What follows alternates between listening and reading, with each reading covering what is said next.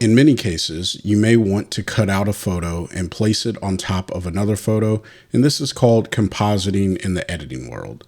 Today, I'm going to show you how to do this using the tools found inside of On1 Photo Raw 2026 so you can get your creative vision out and into the world a little bit faster. So stay tuned and let's jump into On1. So here we are inside of On1 Photo Raw, and I have two photos. Now, if you are a member of the FWP Academy, you know you can go and download these. And if you're not, that's okay. You can follow along with the techniques that I'm going to show today and use them on your own photos, which is what I encourage for everyone. The first thing that we have to do is get these images over into the edit module. In order to do that, I'm going to go ahead and select the background layer first. And this is going to be the photo that I want to place the people in that are pushing a boat here. I want to place them into this image. And so the background image must be selected first. Then I'm going to hold down Shift and I'm going to click the secondary image. Now, for you, whatever your background image is, make sure that you have a blue border around that image. And then every other image, because you could include 3 or 4 images, every other image that you want to place on top of that photo should have a white border going around it. And that's how you know you have it selected. Now, the next step to get these into the edit module is we're going to come over here to the right side and click this little layers button. Now, if you don't have this showed up because maybe you're working on a laptop screen or doing something else, well, you can come up here to Window and then come down to the bottom right and click Show Right Bumper. If I click this, you'll notice that that goes away. And if I click Window and then Show Right Bumper, it comes back. Now, this is my preferred method of doing this if I know that I'm going to be building a composite inside of On1. Another method of doing that is you can come over here to the More section, and then you can come down and you can click on Merge to Layers. All right, they're both going to do the same thing. My preferred method, though, is to click this option over here because I like to use the right bumper. And so when you click that, you're going to get a overlay pop-up that says this will combine the selected photos as a layer stack into a new photo. And this is okay. This is just a warning letting you know you're about to start working with layers. Now, if you're not familiar with layers inside of On1, it's okay. I'm going to walk you through it, and hopefully by the end of today's video, it'll make a little bit more sense to you. So we'll go ahead and hit OK, and On1 is going to bring our images in. And if you look over here on the right side, you'll see that we have layers, and then there's 2 images. And I'm going to go ahead and rename these. So I'm going to rename this one Boat. And then I'm going to rename this one Desert. All right. And so now that I have my layers renamed, it's a little bit easier for us to tell what we're working with. All right. Now, you'll also notice that I have my windows or my property pane. It's a floating window right now. And I'm doing that specifically for today's tutorial because I want to make sure that we keep the layers separate from the mask layers. And so I want to have this as a floating window that is kind of separated, but typically I do have this nested right above the layer section. But again, I want to minimize as much confusion as possible because I know that the new masking system inside of On1, it uses the terminology mask layers, and there's a difference between a mask layer and the layers section, all right? And so with that being said, the next step, and this is an optional step, you don't have to do this, but I recommend that you do it so that way you get a good cutout, is you'll want to come over here to the layers section and click this little paint bucket. And I like to put a white background behind the image that I'm cutting out so that way I can see exactly where maybe the masking tools didn't do a good job. And so if I come over here, click whatever, if you're on a Windows machine, you're going to get a different color pop-up, but just choose a color. Doesn't matter. I personally like to use white. And so I'm going to go ahead and select white, and then I'm going to hit OK. Now, at first glance, the images go away, and this is where the layers section really does matter. All right.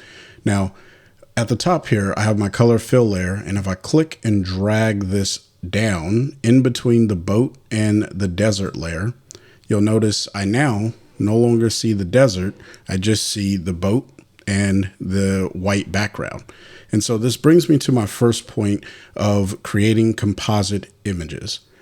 The layers section is a order-based section. And what that means is if you have an image at the very bottom, that's always going to be your background most layer.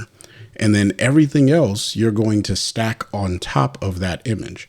So if I turn off this middle layer here, which is just the white background, you'll start to see the desert again.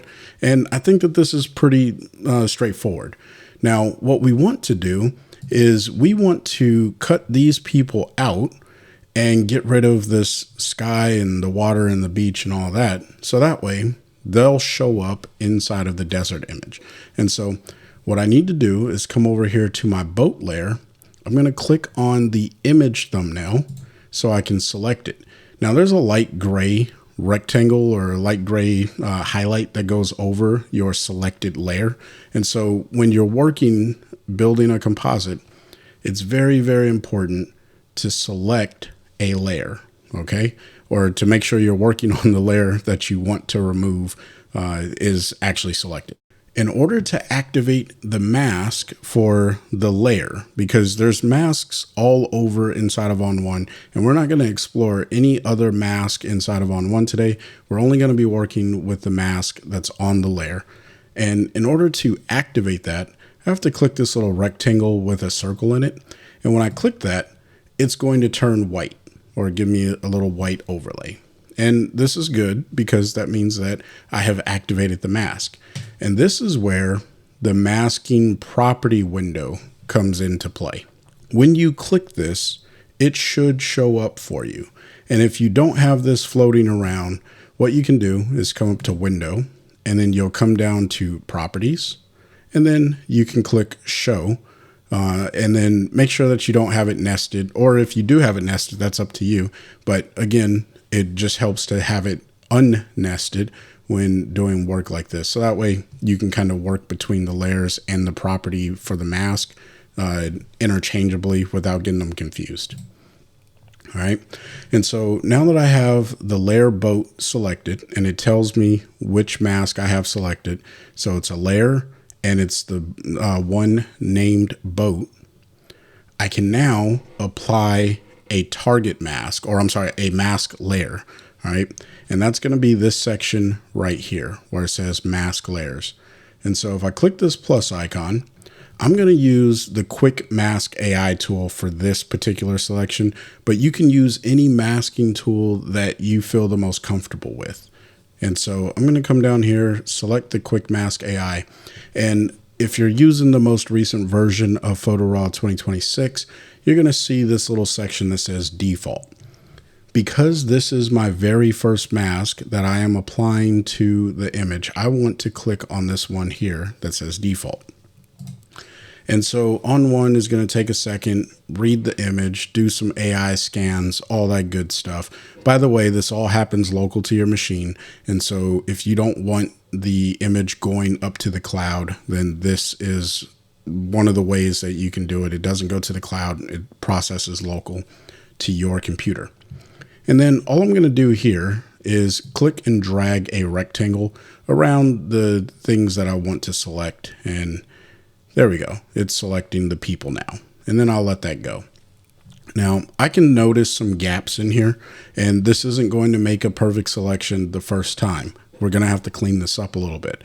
And so I'm going to just go ahead and click and fill in some of these gaps with the marquee tool here. And I'll even click over here to get this gentleman's arm. And I'll click back here to get that person's heel. We want to get the oar. And you've probably seen me do this before in previous methods of working inside of On1. Now, what I'm also going to do here is zoom in. And I'm going to hit Command or Control on a PC and the plus key. that's going to zoom us in, and we can see where we're missing some things. So missing a little bit here and a little bit on top of this gentleman's helmet. And then also here on the hat, we got some edge issues, but we'll fix that later. And then we're going to take a look right here on the back. And yeah, so I'm not going to spend a whole lot of time just trying to clean up this mask. You will definitely want to clean up your mask when you're working with your images. But for tutorial purposes, I just want to show you the concept and the technique. So we're going to call this a good selection, even though I know it is not a perfect selection. All right. I'm going to hit Command and 0 to zoom us out. That'll be Control and 0 on a PC. And then we're going to hit the blue check mark up here in the upper right corner. That's going to commit this to the image, and you can see that it gives us a cutout.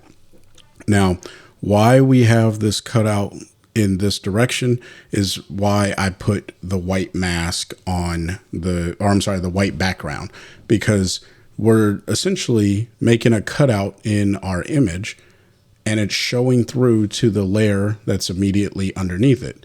And if you look over here in our layer section, we made a cutout right here, and then that we made a cutout of our subjects, and then that's showing us underneath it, which is the whitemost layer, or the layer underneath it is white. All right. I think you get the point. So now we need to clean this up. And this is where I think a lot of people get a little tripped up, because this doesn't look like what you would imagine the mask to look like. And so a lot of people say, oh, it doesn't work. All right. It does work. It can be done. And so what I'm going to do is zoom in just a bit here, make it a little bit easier on myself. And then I'm going to hold down the space bar. Oh, I guess I don't need to. And we'll just move this over like so.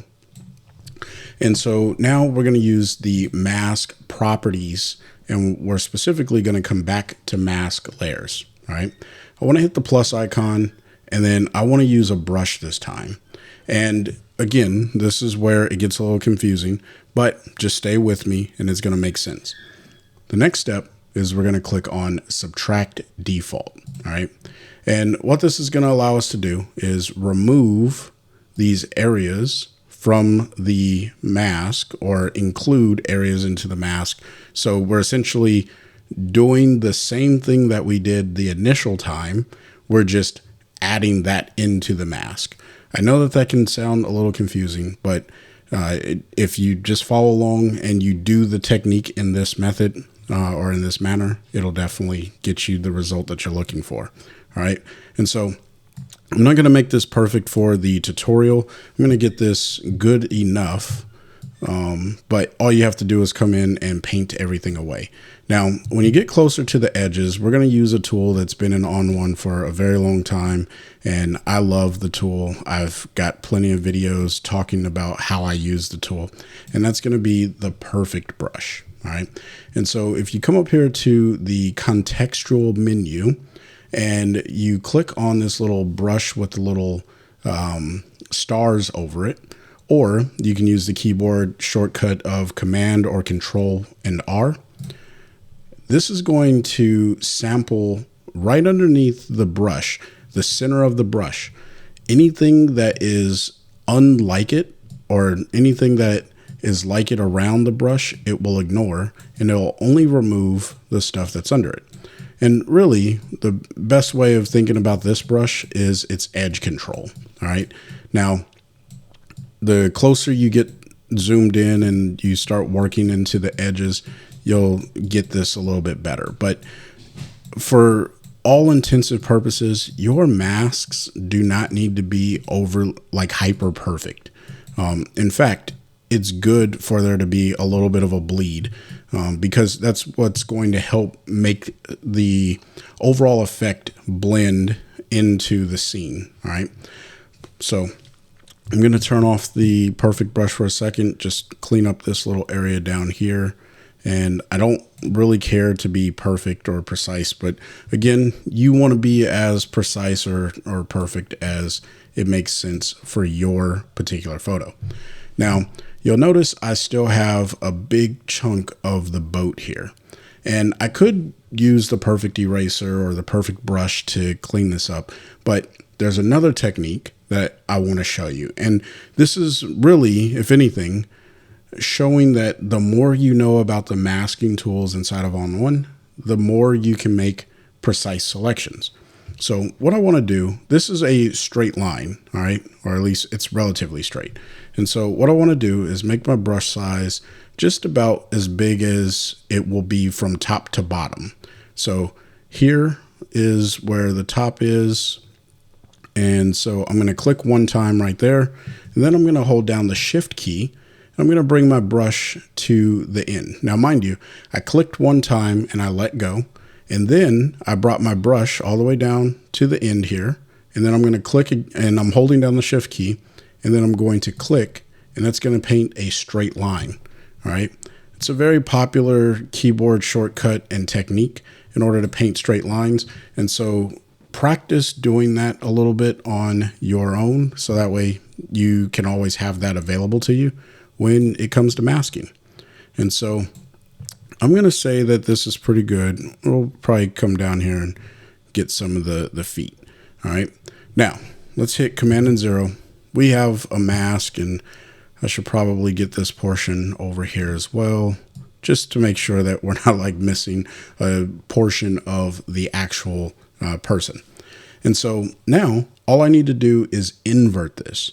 And a lot of people would say, okay, well, if I invert the brush just like so, then I've successfully inverted the mask. And yeah, that kind of worked, but I would caution you on doing that because let me just go ahead and invert this back. What if you were to invert the bottom here? Well, now it doesn't look all that great. And so if you're inverting the topmost mask layer, then it could work. But I'm going to show you a way that it will always work. And that is to come up here to the target mask. Now, the reason the target mask exists is because it's taking, if all of these mask layers, at the moment, we only have 2, but I've gotten up to 20 mask layers inside of this one little segment. Well, if I want to turn off all of those masks or invert all of those individual sub masks that I've created, well, the target mask is how you do that. And so if I turn this off, you can see the people come back. And if I turn it back on, then all the people go away. Well, this is the one that I want to invert, the target mask. And so if I come to the 3-line menu and I click invert, well, I have now successfully cut out the people. Now, I know for a lot of people, that is all you really care to do, because from this point, you probably know how to combine your images and do all that stuff. But I'm going to continue on and show you some things, and hopefully it'll be of value. All right. If you are finding value in today's content, smash the like button and consider subscribing if you're new. Also, if you like to pick up On1 Photo Raw, consider using the coupon code and the affiliate link in the description box below. I do make a commission from everyone who uses it, but it's a win-win for you. What we're going to do is turn off this color fill layer so that way we can see our desert layer underneath. And now that this is off, we can see what we got going on here. I'm going to come over here and just grab my zoom tool so that way I don't accidentally paint on the mask. All right. And what I need to do now is reposition these people. Well, there's a move tool inside of On1 Photo Raw, and it's over here on the left tool well. And it's this one with the 4 arrows pointing in all different directions. We're going to call this the arrow tool. I don't know what it's really called. It's called the transform tool, but you get what I'm saying. All right, so we're going to click there, and we get a bounding box around our image. Now, mind you, I'm still on my layer, the topmost layer for the boat, all right? And when I hover over the image, I get this little bounding box. Now, right now, I can't see the entire bounding box. And so I'm going to hit Command and minus. That's going to be Control and minus on a PC to zoom out of my entire canvas, all right? When you're working inside of On1, you have your canvas, and the further out you zoom, the more that you can see the canvas in the workspace environment, right?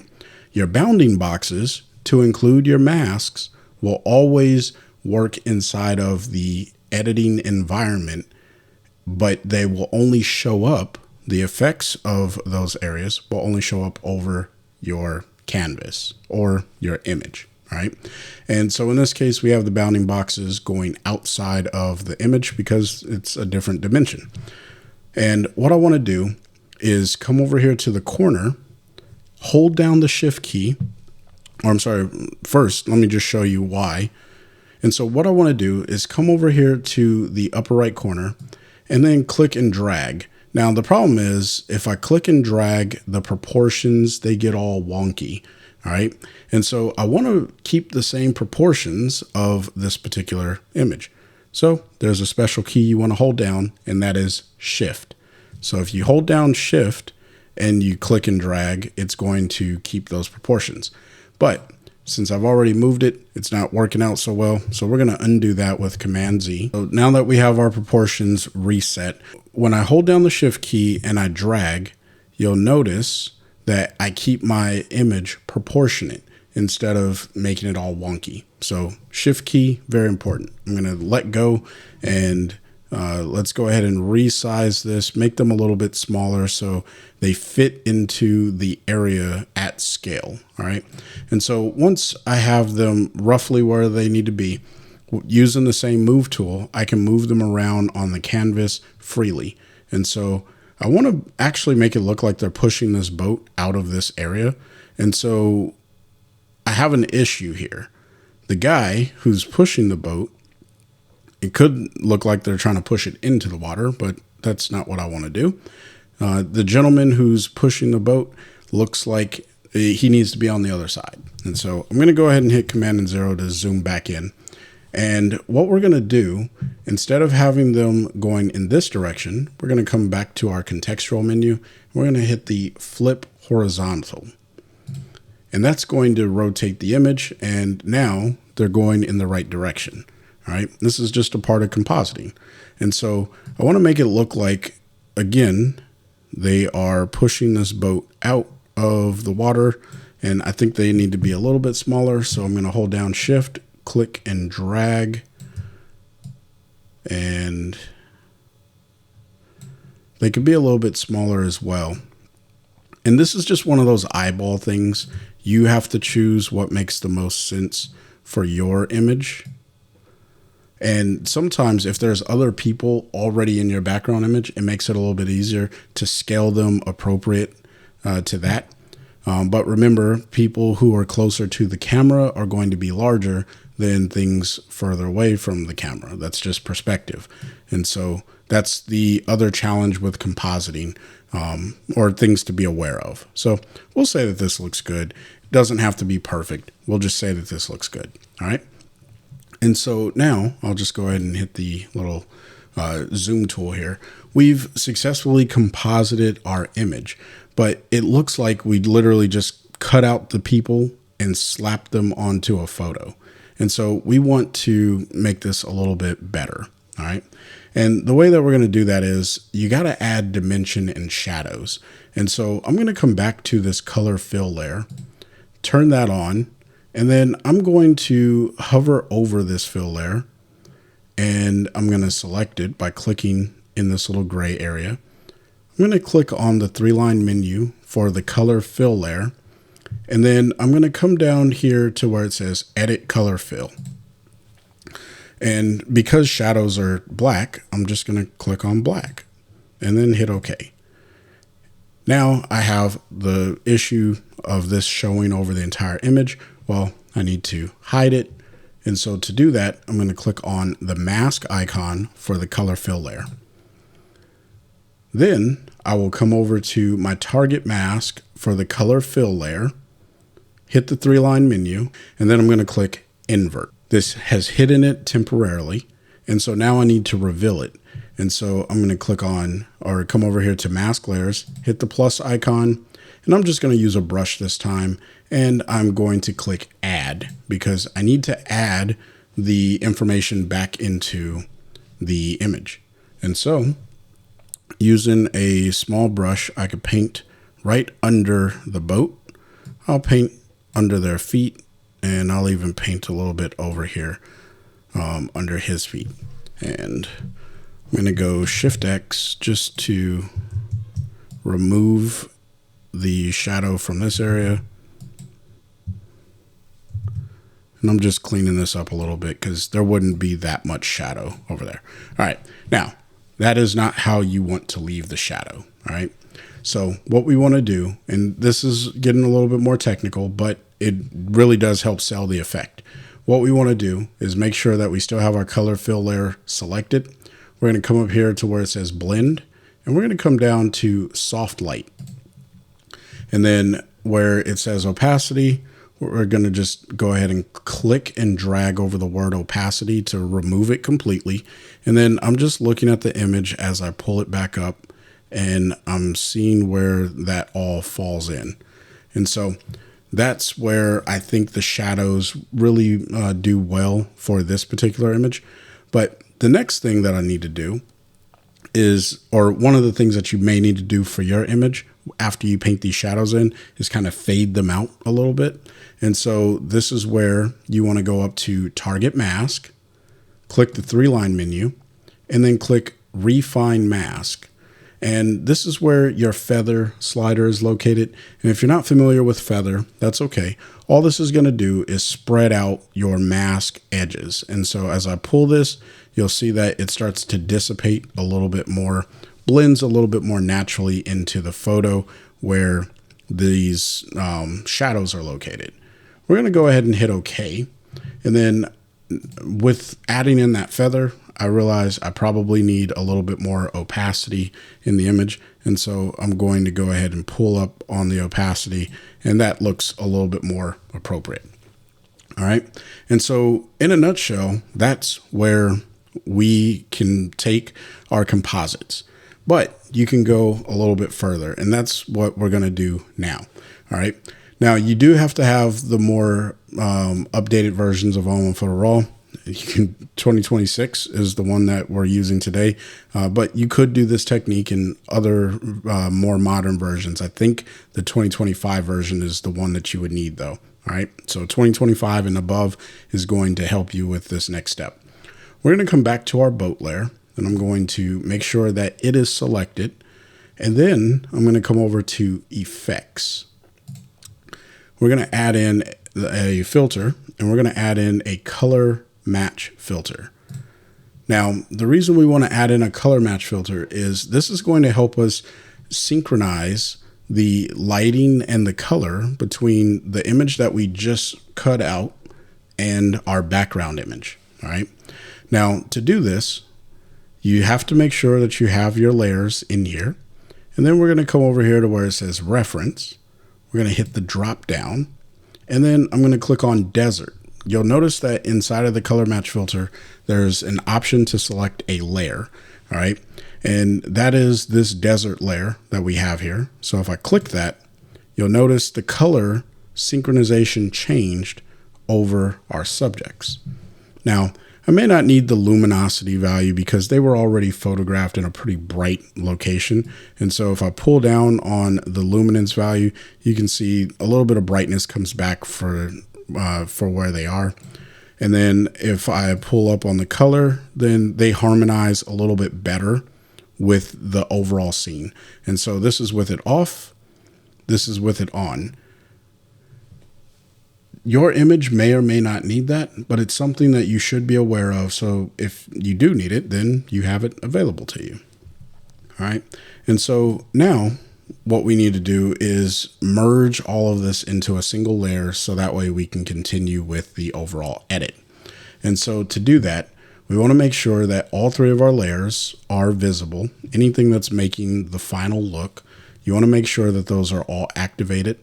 You're going to come to the topmost layer, make sure that it is selected. So when you click the 3-line menu, you can come down and you can choose one of the two options. All right. You can choose new stamp layer, which is what I recommend if you want to continue working non-destructively. The other options are more destructive, where you have merge visible. And so in this case, it's going to take all three of our layers and mush them down into a single layer.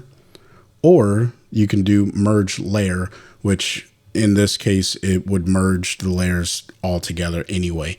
But again, the way that I like to work is new stamped layer. And so I'm going to go ahead and click this. And I now have a single layered image.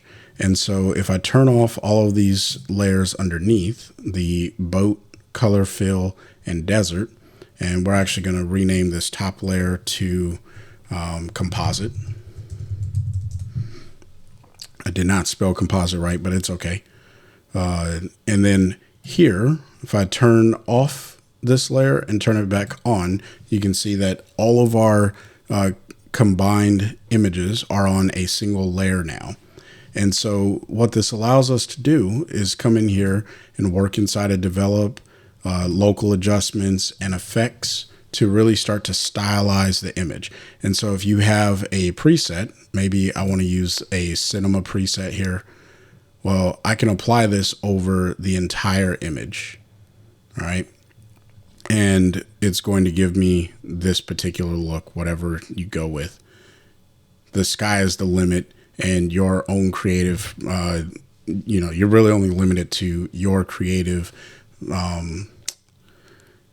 ambitions. We'll say it like that. So I don't want to necessarily do that. I just want to kind of showcase that. So you could start to stylize the image collectively. Once you're all done, this is going to create something known as a On Photo file. This is really large, and so you want to make sure that if you are adding in, let's say you had 7 images, well, your On Photo file is going to be very, very large. But you don't have to do anything special to save this particular image. You just come down and you click the blue check mark, and it's going to commit. And so while this is saving, because this is creating that On Photo file for us, it's just merging all of these images into one. And you can see I now have the On Photo file, which has the background for the desert as well as the people in the boat. And I have my 2 separate files here that I use to create it. I know that I went over a lot in today's content, but this is just the beginning of what you can do when it comes to compositing. If you got questions, please leave them in the comment section.